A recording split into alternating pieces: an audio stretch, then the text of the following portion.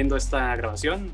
Soy el director del cortometraje 2094, que me parece que participó en la primera edición del Sí, festival. de hecho es pues como de los más, sí, pues de los más antiguos porque es el primero. Este es 2094. 2094, pues es un cortometraje que hice hace 5 años cuando era un estudiante de la universidad. De hecho, la razón por la que existe este cortometraje fue porque fue realizado para un rally de cortometrajes que se hacía en la UABC, en la Facultad de Humanidades, que consistía en hacer un cortometraje en 2 semanas. Y la cuestión de este cortometraje es que me sorprende que se considere como experimental cuando según yo es una ficción. Y creo que la cuestión es que... Ajá. Y la cuestión, lo que me parece muy curioso es que creo que notaban un poco el gusanito por el cine experimental, porque mis últimos cortometrajes son experimentales. Trabajo mucho con el found footage o el metraje encontrado, y creo que ese cortometraje sí hay un poquito de esa cuestión de usar formatos obsoletos como el Video 8 o el VHS y mezclarlos con una historia de ficción. Tenía como una cuestión ahí de media... No sé, siento que este cortometraje es como una especie de revoltijo de todo lo que me estaba pasando, todas las influencias que estaba viendo en ese tiempo. Era un estudiante, estaba viendo películas, los cortometrajes de Nacho Vigalondo, esta cuestión de contar una historia totalmente compleja, entre comillas, de la manera más sencilla posible. Entonces es una sola toma en general.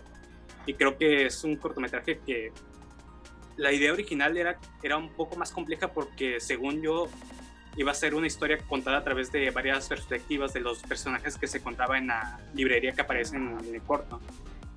Entrar en cada momento de cada personaje, en cada instante, y todos se iban a interconectar.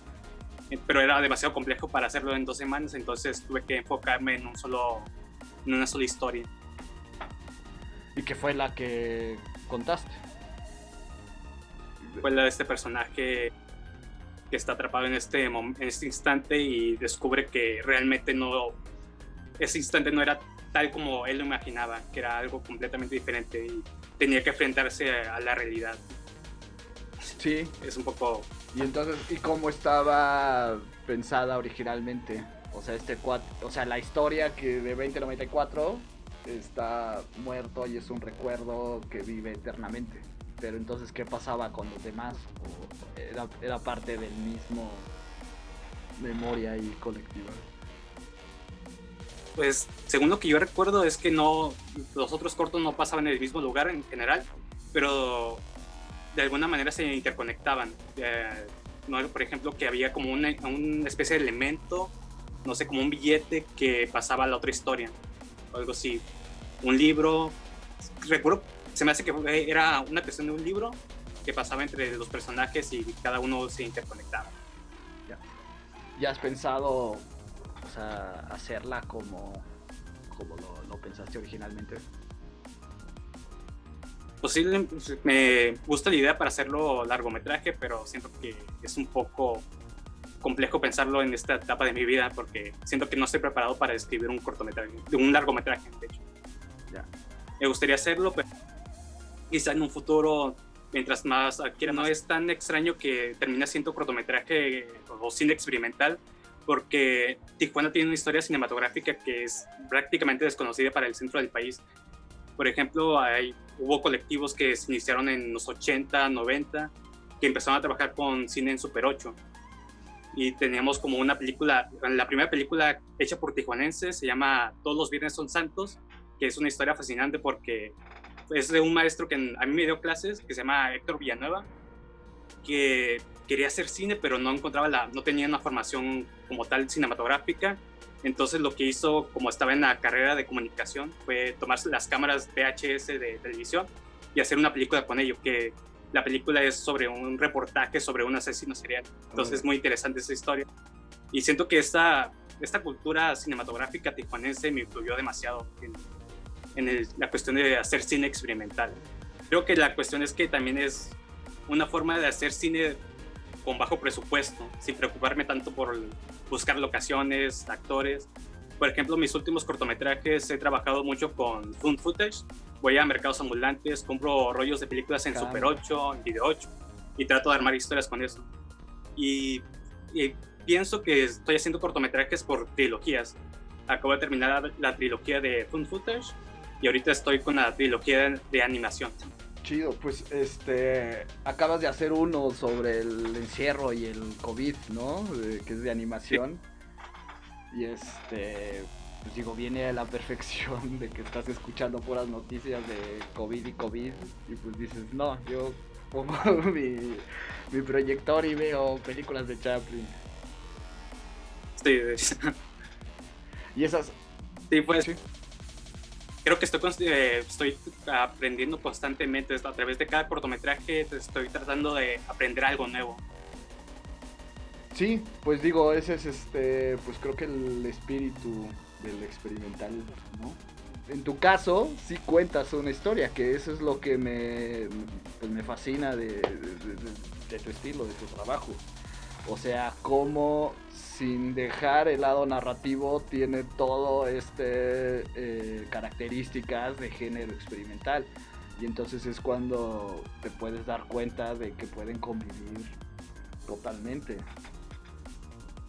Sí, creo que también viene de la tradición del cine que se hacía en Tijuana. Creo que muchos de los cortometrajes se podían considerar que se hicieron por estas personas de Bola 8. Eran experimentales, pero al mismo tiempo contaban historias. Y siento que también es un poco complejo porque muchos festivales de cine experimental no me quieren aceptar los trabajos porque consideran que es más ficción que experimental. Entonces queda como algo medio raro ahí, intermedio.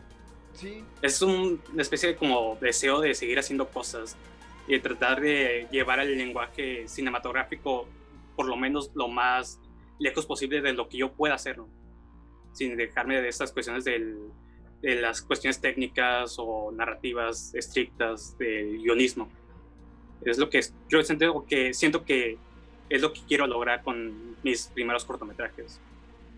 Luego también hay otro cortometraje que se llama Found Footage, que también es metraje animado y es sobre una civilización alienígena que encuentra rollos de películas en Super 8 y empieza a teorizar sobre la vida cotidiana humana. Entonces, sí, es un poco raro lo que estoy haciendo. Sí, pues digo, a mí me parece así delicioso. Y también tienes un canal, ¿no? De YouTube. Sí, se llama Minimalista Films, que ahorita está básicamente pausado por cuestiones de una computadora. Entonces, siento que quizá dentro de un mes o quiero regresar dentro de 2 semanas para volver a subir videos. Y también estoy como creando una especie de audiencia en ese canal. Es muy interesante lo que está pasando con mis proyectos. Sí. Y algo que yo no esperaba con este canal ni con los cortometrajes, que llegara gente a verlos. Pues me hace muy raro que la gente empiece. De hecho, se me hace raro que la semana pasada también me hablaron para hablar sobre el cortometraje de 2094 de otro festival de cine. Es un poco... No, pues qué bien, ¿no?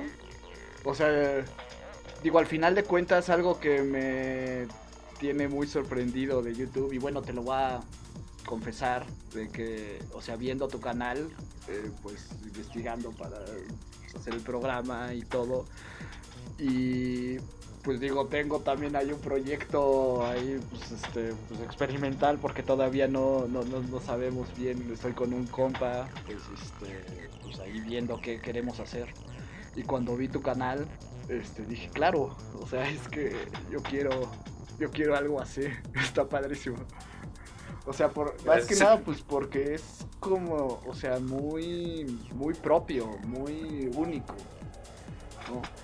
Y en YouTube, o sea, algo sorprendente es de que, o sea, si eres constante y a través del tiempo vas a llegar a alguien que le gusta. O sea, si a ti te gusta, hay alguien, y hay 1000 personas, y hay 2000 personas, y hay miles que les va a gustar. Ahora que estoy recordando, hay una historia que se me hace muy chistosa, porque yo empecé a trabajar en un canal de YouTube que es súper famoso, que es de aquí de Tijuana. Creo que ya sabrán cuál es. Y me ponían a hacer videos que los hacía con la técnica de experimental, y eran videos que llegaban a 70 millones de reproducciones, una cosa rara. Hasta me sigue sorprendiendo que esos videos hayan pasado por la gente que estaba a cargo de ese canal. Siento que estamos viviendo como una especie de una etapa muy privilegiada, porque la gente está ansiosa por ver contenido totalmente diferente, algo que nunca ha visto antes. Entonces, el éxito de esos videos que usaban el lenguaje experimental era eso, porque eran videos que la gente no está acostumbrada a ver.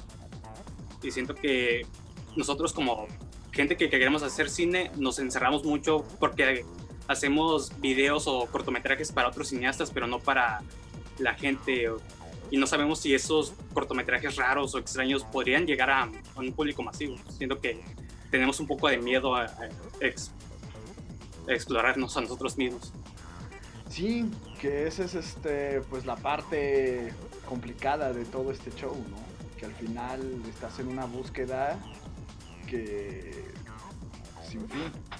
O sea, y al que te terminas buscando eres a ti, y al que no entiendes es a ti, ¿no?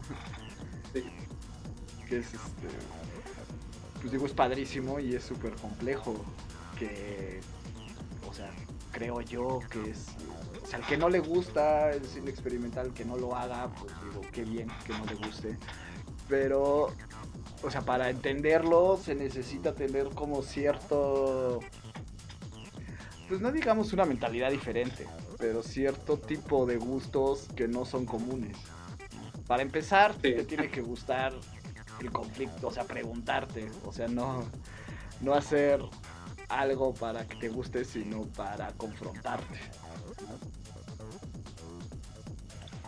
Y también lo que, por ejemplo, estaba viendo cortometrajes del Festival de Locarno y también cortometrajes experimentales, y siento que también el cine va un poco más para allá de hacer cine completamente solo. Estaba viendo un cortometraje asiático de una sola persona que grabó, editó y se grabó a sí misma, y está en Locarno.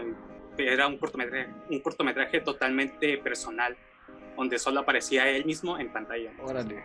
Siendo que un poquito más para allá, prácticamente siento que es más, se está volviendo como a hacer poemas personales. Sí, me fascina darme cuenta de cómo una historia se vuelve, o sea, una historia íntima, que al final de cuentas creo que es parte de estos nuevos dispositivos y estas nuevas tecnologías nos obligan como a hablar de nosotros mismos, ¿no? Más que de cosas grandilocuentes. Pero como la historia íntima de un niño en Irán es tan parecida o es la misma de la de un niño en México, en Cuba, en África, y cambia el vestuario y cambia la música, pero en el fondo somos los mismos, tenemos los mismos problemas. Y siento que también con esta cuestión de la pandemia creo que nos va a obligar un poquito con menos gente y con buscar historias más personales. Entonces siento que es una obligación de, después de esto, contar historias personales de nosotros mismos. Que es parte de, pues, de toda esta situación, ¿no? De que nos vivimos enclaustrados y no tenemos de otra más que enfrentarnos a nosotros mismos, ¿no? Y pasas semanas sin ver a nadie y pues platicas y ya hablas solo. Y siento que va a haber como cuando después de esta pandemia, creo que va a haber una revolución cinematográfica. Estoy completamente seguro de que va a haber algo interesante, y espero que esta revolución comience en México. Me influyó demasiado Nacho Vigalondo, que tiene este concepto de la ciencia ficción barata, que es la idea general de que una historia compleja se puede contar de una manera muy simple sin darle tantas vueltas ni tantos efectos especiales ni cuestiones técnicas. Por ejemplo, el cortometraje de Marisa fue el cortometraje que más me influyó para 2094, por ejemplo. ¿Y de qué va o cómo es? Marisa es un cortometraje sobre un hombre que descubre que su mujer va cambiando de forma, que se convierte en varias mujeres al mismo tiempo, dependiendo del punto en que se encuentre de la Tierra y la hora o la posición del sol, algo así. Y lo cuenta de una manera que lo graba con un celular, de hecho, y es una maravilla. Sí, pues es que, o sea, ahorita nada más me lo estás contando y ya es complejo entenderlo. Entonces, o sea, creo que la magia de lo experimental es precisamente usar incluso imágenes de lo más cotidiano, o sea, del cassette de VHS y haces una película de ciencia ficción, un VHS de recuerdos de desconocidos, y lo que te está contando no es tanto que la imagen sea bonita o la relación con la música como en un videoclip, por ejemplo, sino es, o sea, toda la combinación de elementos que te generan en la cabeza una duda. Siento que es como cuando empecé a trabajar con metraje encontrado, creo que fue como una cuestión de trabajar con las cosas que me provocaban esas imágenes, esas grabaciones que no me pertenecían, sino como de alguna manera, por crecer en los 90, en el 2000, que la imagen en televisión era como VHS, esta textura de la imagen. Siento que más que de las ideas y todas estas cuestiones, siento que trabajo más con las texturas de las imágenes, Okay. con la calidad de las imágenes. Que también te da todo un feeling, una historia, no nada más una imagen, sí. O sea, la misma imagen tomada en 8 milímetros y en digital, o sea, te dan otra perspectiva, te dan otra historia, te cuentan algo. Sí, es como concebir el mundo a través de esas imágenes más que de las propias formas, de los propios recuerdos que nosotros tenemos Exacto. de lo que vivimos. O sea, yo pues digo, allí en la casa de mis papás pues están ahí guardados, hay miles de VHS que pues quién sabe si los vuelva a reproducir alguna vez. Pero me pasa que tengo recuerdos de niño que son, o sea, recuerdo la imagen del VHS, pero no tengo un recuerdo claro del recuerdo original. Es lo que pasa con mi generación, con tu generación, con la gente que empezó a tener cámaras en Super 8. Siento que también pasa con ellos. Sí, y es que pienso, o sea, por decir algo, o sea, el fenómeno de los ovnis, ¿no? O sea, hay miles de imágenes y de que aparecen y desaparecen y vuelan, y hay miles de formas y miles de videos todos los días. O sea, que pareciera que si te asomas por la ventana verías uno. Y todos pues se ven, o la gran mayoría se ven así súper falsos. O sea, se ve que están hechos así, efectos especiales. Y quizás tenga yo más experiencia en reconocerlos y la gente que no la tiene se lo creo, no sé. Pero lo que me causa conflicto en la cabeza es de que eso se convierte en la evidencia de que los extraterrestres existen. Pero entonces es una imagen en tu celular, o sea, no es... O sea, la imagen creada artificialmente en un celular pasa a ser un hecho comprobado, porque además ya se replica miles de veces y todo el mundo vio el ovni, cuando fue algo que está hecho en una computadora. Y eso ya, o sea, en tu memoria, en tu historia, en tus anécdotas con la gente, pues vas a decir, ah, mira el ovni, pero entonces, o sea, ese ovni nunca existió. Y lo que pasa con una generación, como por ejemplo cuando empezaron a salir los celulares que graban en 2.1 megapíxeles, siento que muchos nos dedicamos en la preparatoria, en la secundaria, grabamos y los recuerdos son totalmente horribles porque yo no recuerdo una imagen nítida no se veía nada. Pues bueno, pues muchísimas gracias por aceptar la plática. Para hablar de este cortometraje que ya prácticamente yo he olvidado todo lo que ha pasado alrededor de este cortometraje. Hace 5 años la persona que hizo este cortometraje y la que soy ahora creo que es totalmente distinta, y creo que es como una manera de recordar un poco el proceso de este cortometraje, lo que pasó en ese tiempo. Muchas gracias por recordarme lo que pasó. No, pues gracias a ti por hacerlo, o sea, por compartirlo y bueno, por tu canal también. Te digo que sinceramente sí ha sido una influencia. O sea, que la vi y dije, no, es que es la onda. así es. Y bueno, pues pues ¿tienes algún proyecto o algo? O sea, ¿en qué estás ahorita?